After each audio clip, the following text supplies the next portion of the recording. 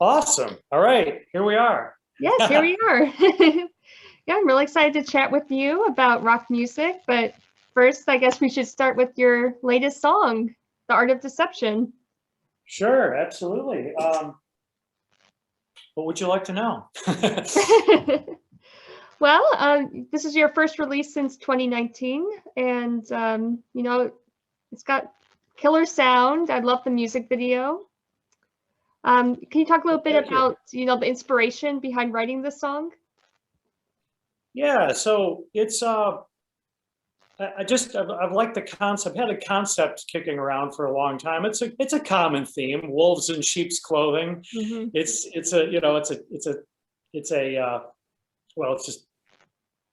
a common saying, and I just felt like, it never seemed to find the right spot within a musical composition for us. But when David Bendeth and I were writing it, I was like, oh, this kind of fits. It just had to be the right mood, the right tempo, and it felt right. So that's how it started. But I like the principle of it, which is it begs the question, who do you trust, really? Who do you trust? You keep your eyes open. There are infiltrators among us that are wolves in sheep's clothing. They have a personal self-agenda. They may appear like a friend. It could be a politician, it could be a friend, it could be somebody, really close to you that's in your group. But it asks the question. There you go. And it's very heavy metal.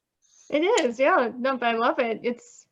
It's heavy, but you can also sing along to it, which is awesome. Yeah. It's got a pretty cool melody to it, and it's got a kind of a somber tone to it, darker, and it's a little more. Well, it's actually quite a bit of a departure from the typical Granny four-barrel music, because that was, although it was heavy, like Nitro Sexy, and we've got a number of other songs too that are really pretty heavy, but the videos that we've done have been a little bit kind of tongue-in-cheek, a little bit kind of Steel Panther-ish, yet it's very serious musically, but yet we don't take ourselves too serious with the shock rock band. Yeah, and at the same time we do, so however that happens. No, I was going to say, because I was watching the music videos, and the one for Nitro Sexy, which was very entertaining, but even the new one, also entertaining, but kind of, like you said, kind of more somber and dark in the vibe. Yeah. And you shot that in a castle, is that correct? Yeah, you could call it a castle. It's like an estate. It's an old mansion, Hudson River in Yonkers. It's called Greystone Court, and it's a pretty cool place. Yeah, it had like 13 rooms in it that were all. You're probably going to see my cat in a minute, because he's lurking around. He's going to walk by too. He wants attention. He wants to be interviewed. They can have a cat Zoom on the side while we're talking. It had these 13 like themed rooms, and it's hand carved wooden ceilings. It's got all different. Yeah, it was a gorgeous place. No, it looks like it. Yeah, I was looking it up because I had never heard of that place before, but it seems like a lot of people have shot music videos there. They have. Yeah, but what do you think of this? Have you heard of the new wave of classic rock movement that's happening right now? Well, I have, and I'm very pleased with it. So, are you talking about bands like Joyous Wolf and Dirty Honey and Greta Van Fleet and exactly, The Warning? And yes. how many of them are there? There's like a long list of, I hate when people say rock is dead, because I can name off all these bands that are, in my opinion, rock isn't dead. Rock isn't dead. What is that? What does that even mean? A perfect example was that. Yeah. A perfect example of that. I knew rock. Well, I've always known rock isn't dead. It lifts my spirits up. Rock. It's rock and roll, man. But 15 years ago, when my nephews, I don't know, correct me if the time frame is wrong, but it seems like it was about 15 years ago, with my nephews, my little nephews, they were like, I don't know, 10, 12 years old, and they had Guitar Hero. And they Oh, would yeah. play the game, right? Guitar Hero, and I think there was another one. But you could, at that point, you had quite a catalog of songs, and they could choose anything they wanted. They could pick whatever song they wanted to play along to. But it was interesting that they would always pick like the Iron Maidens and the Judas Priests and the Guns N' Roses and the Motley Crues, and they would pick these classic bands, and they're 10 years old, and they don't even, haven't really been exposed to that much music, but that's what they would gravitate towards. And I was like, I'm telling you, rock is not dead. Exactly. No, because when I watch these music videos on YouTube, I read the comments and they're like, I'm 15 and I hate my generation's music. I love this music, Well, I think there's always a place. I was just watching some interview with George Lynch, and he was talking about how when grunge came along, at the same time that Lynch Mob came out, that possibly that could have helped with the demise of that. It just kind of was crossing paths. But he said, I'm not upset about it because every generation has their own music. When, you're 20 to 30 somethings, there's that generation's music. So I've been thinking a lot about that lately, and I'm like, yeah, I mean, he's right. But the good songs from the great songs from the great bands, it never gets old. So, I mean, there were some fantastic bands back in the grunge era. There's some great bands right now. Not as many as I feel. I mean, people disagree with me, but I guess, well, there's a lot of layers to this. One of the things that, because I'm a singer, I'm always gravitating towards the singers. And the singers that I was influenced by were those guys from back in the 80s and the 70s. There were some fantastic, world-class, pure singers, in my opinion. And that's what I grew up with. But I can appreciate all styles, and I've actually learned how to do a little bit of modern rock screaming. And it's great to have some tools in the tool chest. But yeah, rock is not dead. Exactly. No, but I do wish, if I had a time machine, I would love to experience a concert, back in the 70s and 80s.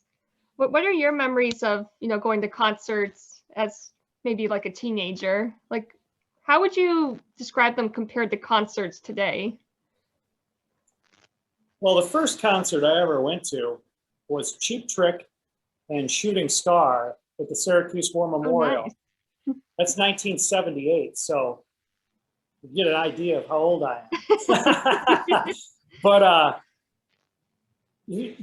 it was my first concert, so I had really no expectations. I mean, I showed up with my friend. We had a lot of weed. We smoked a ton of weed to the point where I barely remember the concert, but I do remember at the end when they sang "Surrender." That was the encore, and he sang, the lyric is and I threw my Kiss records out, and he throws a Kiss record out into the audience. I remember that. But as I went to more and more concerts, what I do remember was that they were always world-class entertainers, and I always felt like I was transformed when I went to see a concert. I felt like there was a lot of attention to detail. The stages were grand. The musicians and the artists were dressed to the nines, whatever their look was. But it was entertainment, it was theatrical, and it was grand. And that's what I miss these days. So.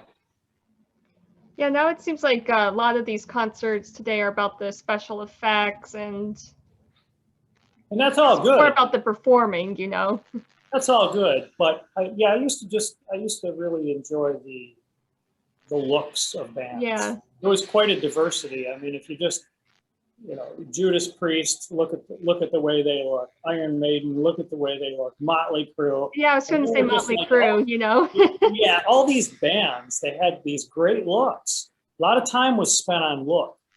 And I think that that's really important. Yeah, especially during like that glam rock era. Yeah, yep. And that got old after a while. It was like, okay, we've been doing this for 10 years now. We've had enough.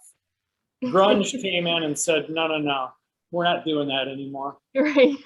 Yeah. And then it became about, Pearl Jam, Nirvana, Great bands. Soundgarden. Soundgarden, Alice in Yeah. Chains. I mean, wow, all those bands. Yeah, and like you mentioned, they all had incredible voices. Like you could hear the vocalist and know exactly who it was. Yeah, I really love, and I still do. One of my favorite warm-ups vocally is just singing along to Alice in Chains. I love Lane Oh yeah, Staley's Lane voice. Staley. Yeah. Just long, drawn out notes, vibrato. And he's got just a little bit of distortion when he gets on it a little bit. But there's something of, Lane Staley. I know. That was a voice. And of course, Chris Cornell. I mean, name them all. I mean, Eddie Vedder. Not a huge range, but a thick baritone tone. And he has a great sounding voice. I love that song, Hunger Strike, that he did with Chris Cornell. Yes. Those two voices together, it was amazing. It was. Yeah. Phil Anselmo, let's not forget him. Yeah, I mean, we could talk about everyone. We could. But that would take quite a while. But So you're going to have like a string of new singles the rest of the year, is that correct? We are, between both entities. You know about the other project too, right? Yeah. Tell me more about that. Yeah, so LeRoi 13 is, it started out as a collaborative, kind of a one-off project.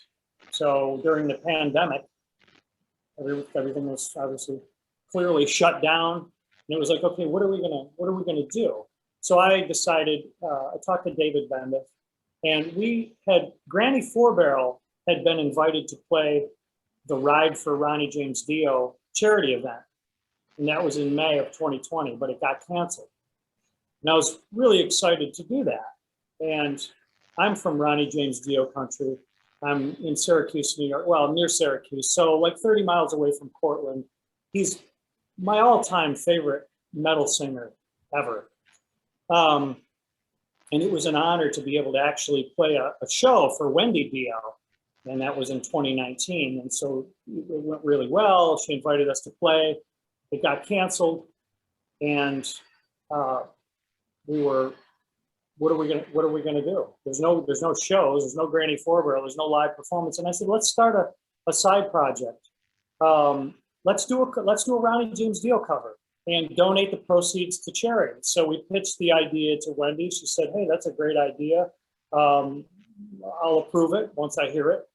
So I got a hold of my producer, David Bendeth, said, hey, I want to do this charity thing. What do you think? I said, oh, I love the idea. Let's call up some musicians. So I didn't use Granny Four Barrel guys for this. I just used a brand new group of talent. And David made some calls. We got Will Hunt in Troy from Evanescence. We got Aaron Pauley from Of Mice and Men, and we have a guitar player, Sandy Baller. And we recorded the song, and it went great, and it's still going great. It's got some pretty good views or streams on Spotify. It's got like maybe 250,000. We released it in when did we release that? November. I think November 15th or some. Well, it was. It's been a few months. Yeah, so that's LeRoi 13, but because it went so well, and we had such a good time, we're going to keep doing these rotating all-star lineups, and we're going to just keep doing covers with inserting an original here and there. So it's I basically have two bands right now. Oh, that's awesome. Yeah. So check it out if you haven't had a chance. Yeah. I've been trying to dive more into his music, Dio, and he was in Rainbow, right? He was. Yeah, I know a couple of the Rainbow hits. Have you seen this family? It's like a bunch of siblings. I think they're called Liliac. Yes, and they do Rainbow in the Dark. Yes. Yeah, they got the girl singer. Exactly. Yeah, she's got like this really growly voice. It's incredible. Yeah, Yeah, That's no, how I it's was kind of cool. like introduced to his music a little bit. Yeah, you should check it out. And then even before Rainbow, he had another band called Elf. Ah, You should look it up. definitely. I know. I need to like dive down into that rabbit hole of his music. Oh yeah, you should do it today. I will do that today. That's my assignment today. Oh yeah, and I've been actually in Boston. There's still a few record shops, so I've been, collecting vinyl, and it's incredible to see all these young people starting to go back to vinyl records. Yeah, and like you said, there's a bit of a movement, right, back to the classic rock with their own Exactly, spin yeah. on it. I mean, there's definitely a resurgence I think of, people just miss the authenticity of the music. well, yeah, there's definitely something to the sound of it, and uh, yeah, let's see what happens. I'm all for it. I'm all Me for it. too. I see you got Freddie Mercury behind you in Queen. I was Oh yeah. fortunate enough to see. I can't remember. Well, it was The Game. That was the album. Oh That yeah. was the tour that I saw in Syracuse in the 80s sometime. And the hit was, well, one of the hits was Another One Bites the Yep. Dust. And that was a great concert. I got to see Freddie Mercury. Wow. That's I'm so jealous. Like if I could see one person live, it would be Freddie Mercury. Yeah, one of the greatest frontmen to ever live, Freddie Mercury. That guy was Mr. Entertainment. Exactly. Yeah. I remember seeing an interview of him saying that he didn't want to be that type of band where they just go up and stand there and play their instruments. He wanted to be more theatrical and entertain the crowd. Yes, he certainly was. Certainly did. Yeah, and for a while it seemed like musical biopics were gonna be like the thing. Because they had like Bohemian Rhapsody, The Dirt with Motley Crue. And then I Yes. think there was like an Elton John one. I would love to see more musical biopics come out. Yeah. Yeah. I love those. Exactly. Yeah. I love them both. The Elton John one was pretty cool. It was more musical than more like a musical than what I was expecting. Mm-hmm. Yeah. The Dirt, I really like The Dirt because they didn't really sugarcoat the band's history. They included the ups and the downs. Yeah. We want to see it all. We want to know the whole truth. But I didn't realize Ozzy was, I mean, I knew Ozzy Osbourne was crazy, but did you see the scene where he was like snorting the ants off the No, sidewalk? I did not. Okay. Wow. If you see the movie, there's a scene where I think Ozzy was really drunk and Yeah. the band was at a pool, a swimming pool, Yeah. and he just takes a straw, goes down to the sidewalk and snorts a bunch of ants. Like it was Wow. cocaine or something. Now, I wouldn't be opposed, and I've been known back in the day when we're having a few and getting a little bit loose, I would eat bugs, but to snort an actual living insect into my sinuses, I just couldn't do that. I couldn't do that. Wow, because it's not going to die right away, and it's going to Exactly. be inside you, like, Imagine if there's like a fire ant or something. it's going to like crawl out your eye or something. Yeah, that's crazy. Yeah, that was rock and roll. Yeah, Back that's in rock and roll, man. Yeah, but I really love that, your alter ego, Granny. It's very entertaining.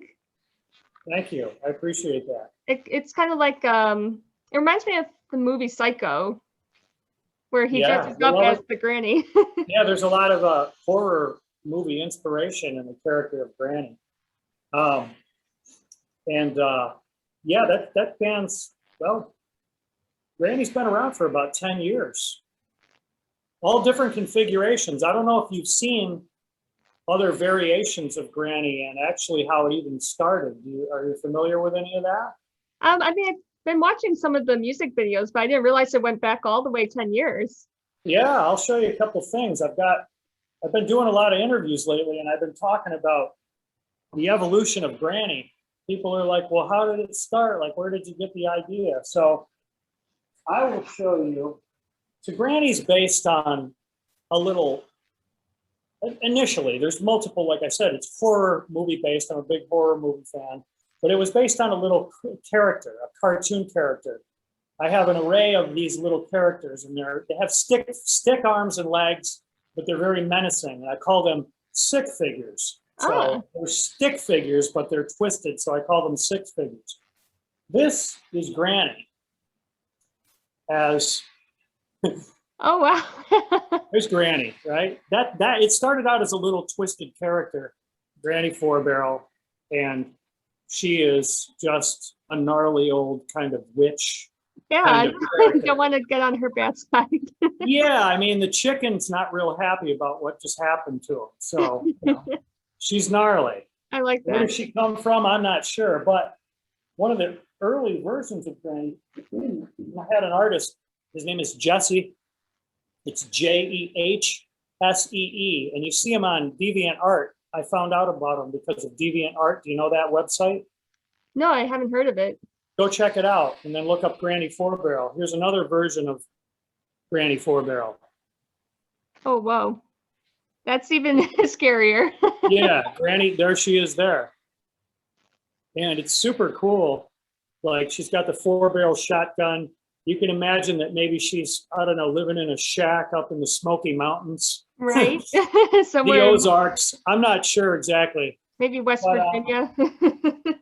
And then Granny went down the road of, are you familiar with any of the 1970s hot rod artwork, like Rat Fink? And any Yeah, of I those? think I've seen some of those.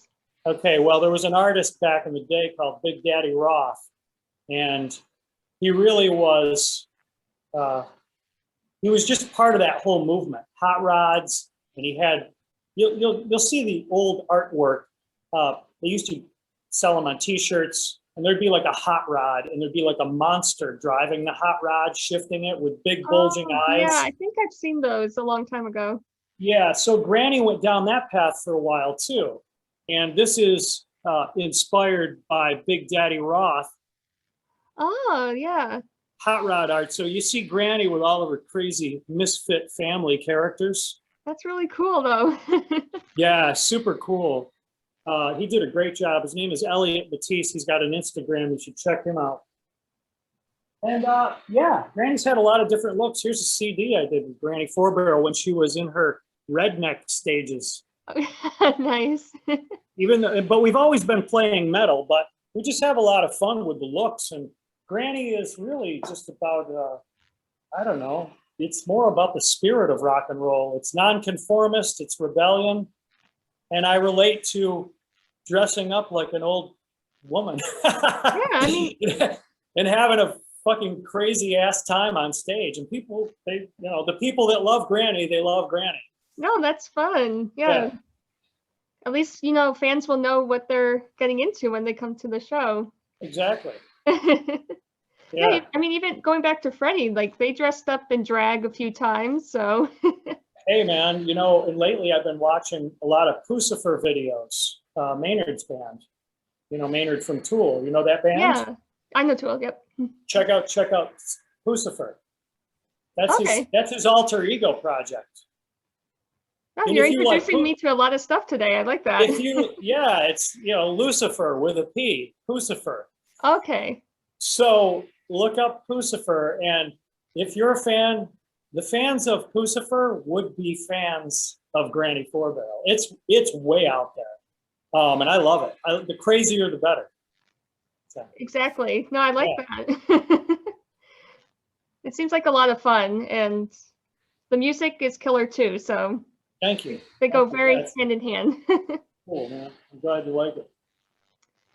Well, is there anything else that people should be on the lookout for? Well, the very next thing that's going to happen is LeRoi 13. You'll see a track. Now, LeRoi 13, you can find that on the internet. Google it. It's spelled a variety of ways. Our logo is LeRoi, my last name. It's L-E, capital R-O-I. And then Roman numerals, a 10, an X, I. But it's Okay. also spelled out, LeRoi 13. We have an Instagram. There's a video on YouTube. There's a Facebook. Granny 4-barrel, the same way. Granny with the number 4 and then barrel, like either barrels on a shotgun or 4-barrel carburetor in a hot rod, Okay. as you've clearly seen in her hot rod Right. pictures. Yeah, and yeah, we've got some great players. So in about a month, you're going to see another track, another classic rock track from LeRoi 13, and we're going to keep alternating Granny 4-barrel tracks with LeRoi 13. So That's really cool. Yeah, I can't wait yeah. to see which ones you release next. Okay, yeah, it's going to be a lot of fun. Yeah, and hopefully see you on the road soon once live music happens again. I hope so. Where are you? Where are you located? Boston, Massachusetts. Oh, you're just down the street, 5 hours. Exactly, yeah. Yeah, I'm actually going to go to Maine. I'm going to go to Algonquin, Maine in about 10 days. Oh, that's a nice area. Yeah, I've never been there. I mean, I've been through it, but I've never like actually stayed. It's like a little vacation. Yeah, not too far, I think, is York Beach, Maine, which is one of my favorite areas to go to. All right. Yeah, maybe I'll check that out. Yeah, they have a really famous lighthouse called the Nubble Lighthouse.